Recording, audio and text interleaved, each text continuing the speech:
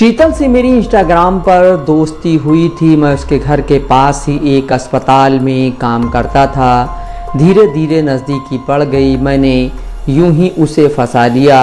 मेरा उससे शादी करने का कोई इरादा नहीं था, क्योंकि मेरे और भी कई लड़कियों से संबंध थे। मेरे मोबाइल में शीतल ने अन्य लड़कियों के साथ फ़ोटो वीडियो देखे तो झगड़ने लगी, इसलिए मैंने उसका मर्डर कर दिया।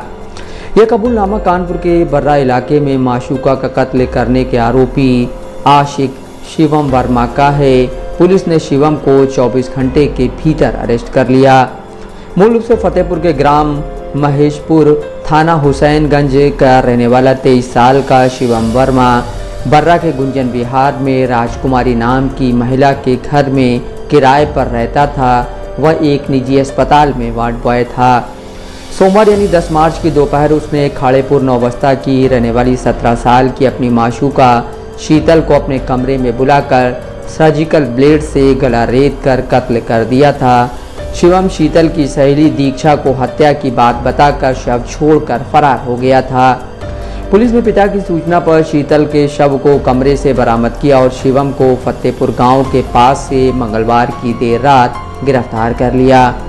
मीडिया रिपोर्टों के मुताबिक शिवम ने पूछताछ में पुलिस को बताया कि शीतल जिस मोहल्ले में रहती थी, मैं उसी इलाके के अस्पताल में काम करता था। हम दोनों की इंस्टाग्राम के ज़रिए दोस्ती हुई थी। हम मिलने जुलने लगे। मैंने तो बस यूं ही उसे फंसा लिया था। मेरा उससे शादी करने का कोई इरादा नहीं था, क्योंकि मेरा और भी कई लड़कियों से संबंध था। शिवम ने बताया, पिछली बार जब वह मुझसे मिलने आई थी तो मेरे मोबाइल में अन्य लड़कियों के साथ मेरी तस्वीर देख ली थी। इसी बात को लेकर वह मुझसे झगड़ने लगी।